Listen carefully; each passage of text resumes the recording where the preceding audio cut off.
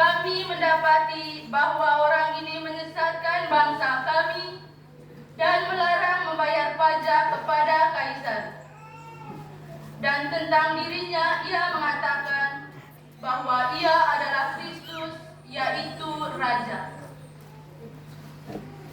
Pilatus bertanya kepada Yesus, "Engkau raja orang Yahudi?" Jawab Yesus, "Engkau sendiri mengatakannya." Kata Pilatus kepada imam-imam kepala dan seluruh orang banyak itu, "Aku tidak menemukan kesalahan apapun pada orang ini." Tetapi mereka makin kuat mendesak, katanya, ia menghasut rakyat dengan ajarannya di seluruh Yudea. Ia mulai dari Galilea dan sudah sampai ke sini. Ketika Pilatus mendengar itu, ia bertanya, apakah Yesus itu seorang Galilea? Ketika tahu bahwa Yesus seorang dari wilayah Herodes, Pilatus mengirim dia menghadap Herodes, yang pada hari-hari itu ada juga di Yerusalem. Ketika melihat Yesus, Herodes sangat girang, sebab sudah lama ia ingin melihatnya, karena ia sering mendengar tentang dia dan mengharapkan dapat melihat bagaimana Yesus mengadakan suatu tanda mujizat. Ia mengajukan banyak pertanyaan kepada Yesus, tetapi Yesus tidak memberi jawaban apapun. Sementara itu, imam-imam kepala dan ahli-ahli Taurat maju ke depan dan melontarkan tuduhan-tuduhan yang berat terhadap Yesus. Bahkan Herodes dan pasukannya menghina dan mengolok-olok Yesus. Ia mengenakan kebesaran kepada Yesus, lalu mengirim dia kembali kepada Pilatus. Pada hari itu juga, bersahabatlah Herodes dan Pilatus yang sebelumnya bermusuhan. Lalu Pilatus mengumpulkan imam-imam kepala dan pemimpin-pemimpin serta rakyat. Ia berkata kepada mereka, "Kamu telah membawa orang ini kepadaku sebagai seorang yang menyesatkan rakyat. Lihat, aku telah memeriksanya di hadapan kamu, dan dari kesalahan-kesalahan yang kamu tuduhkan kepadanya, tidak ada yang didapati padanya. Herodes juga tidak menemukan kesalahan apapun, sehingga ia mengirimkan dia kembali kepada kami. Sesungguhnya tidak ada apapun yang dilakukannya yang setimpal dengan hukuman mati. Jadi, aku akan mencambuk dia, lalu melepaskannya." sebab Pilatus wajib melepaskan seorang bagi mereka pada hari raya itu. Tetapi mereka berteriak bersama-sama, "Enyahkanlah dia, lepaskanlah Barabas bagi kami." Barabas ini dimasukkan ke dalam penjara berhubung dengan suatu pemberontakan yang telah terjadi di dalam kota dan karena pembunuhan. Sekali lagi Pilatus berbicara dengan suara keras kepada mereka karena ia ingin melepaskan Yesus. Tetapi mereka berteriak membalasnya, "Salibkan dia, salibkan dia." Kata Pilatus untuk ketiga kalinya kepada mereka, "Kejahatan apa yang telah dilakukan orang ini? Tidak ada kesalahan apapun yang kudapati padanya yang setimpal dengan hukuman mati. Jadi, aku akan mencambuk dia, lalu melepaskannya." Tetapi dengan berteriak mereka mendesak dan menuntut supaya Yesus disalibkan. Akhirnya mereka menang dengan teriakan mereka. Lalu Pilatus memutuskan supaya tuntutan mereka dikabulkan. Ia melepaskan orang yang dimasukkan ke dalam penjara karena pemberontakan dan pembunuhan itu sesuai dengan tuntutan mereka. Sedangkan Yesus diserahkan kepada mereka untuk diperlakukan semua maunya. Ketika mereka membawa Yesus, mereka menahan seorang yang bernama Simon dari Kirene yang baru datang dari luar kota. Lalu mereka meletakkan salib itu di atas bahunya supaya dipikulnya sambil mengikuti Yesus. Sejumlah besar orang mengikuti Yesus, di antaranya banyak perempuan yang menangisi dan meratapi Dia.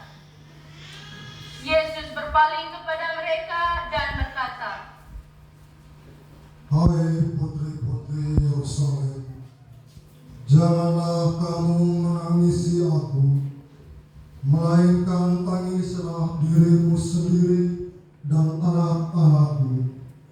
Sebab lihat, akan tiba masanya orang berkata, berbahagialah perempuan mandul, berbahagialah perempuan yang rahimnya tidak pernah melahirkan dan yang tidak pernah menyusui. Lalu orang akan mulai berkata kepada gunung-gunung, runtuhlah menimpa kami, dan kepada bukit-bukit, timbunilah kami. Sebab jika orang berbuat demikian terhadap kayu basah, apakah akan yang terjadi dengan kayu kering? bersama Yesus digiring juga dua orang lain, yaitu dua penjahat untuk dihukum mati bersama-sama dengan Dia. Ketika sampai di tempat yang bernama Tenggora, mereka menyalibkan Yesus di situ, dan juga kedua orang penjahat itu, yang seorang di sebelah kanannya, yang lain di sebelah kirinya.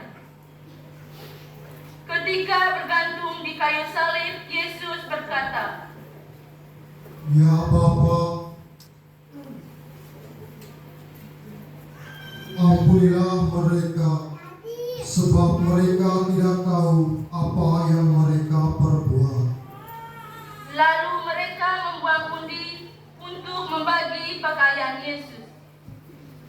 Orang banyak berdiri situ dan melihat semuanya.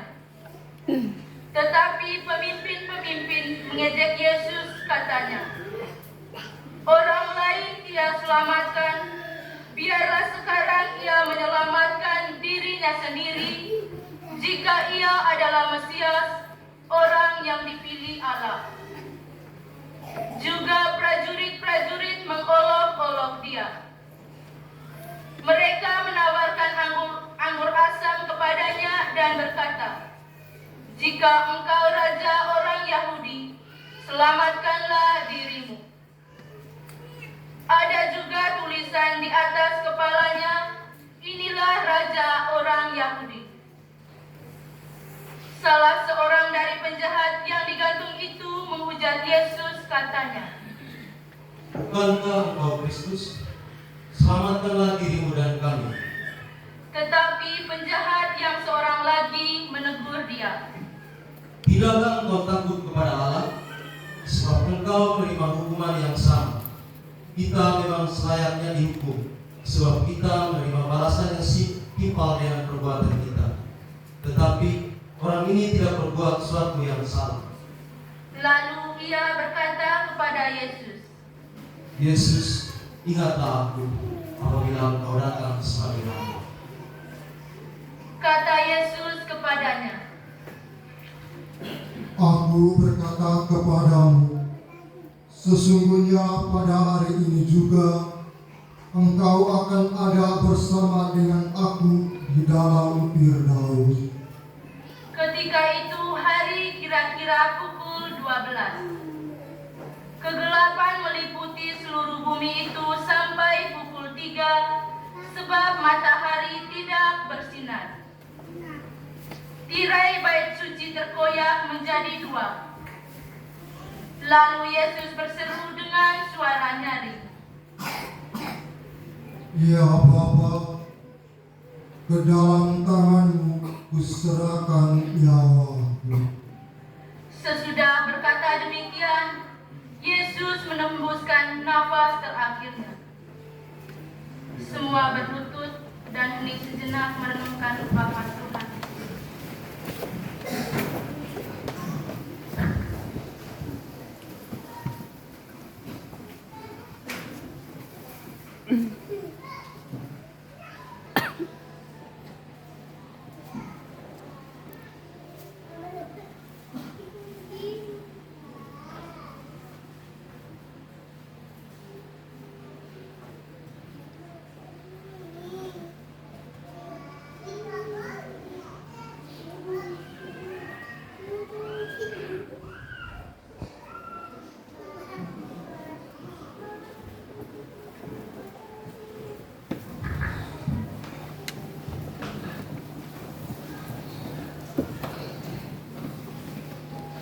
Ketika kepala pasukan melihat apa yang terjadi, ia memuliakan Allah, katanya, Sungguh orang ini tidak bersalah.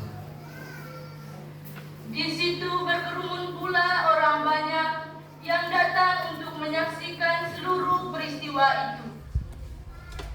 Sesudah melihat apa yang terjadi itu, pulanglah mereka sambil memukul-mukul diri.